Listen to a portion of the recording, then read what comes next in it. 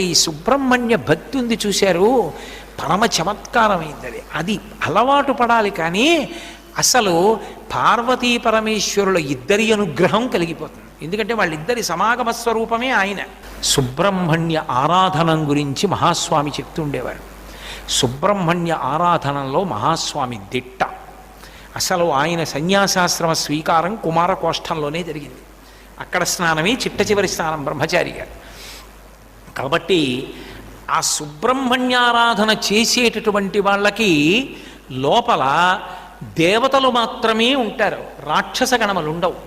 రాక్షస గణములు లేని కారణం చేత, దేవతలే ఉన్న కారణం చేత వాళ్ళ కర్మానుష్ఠానం అంతా పరమభక్తి తత్పరతతో నిండిపోతుంది, పరమధార్మికంగా ఉంటారు.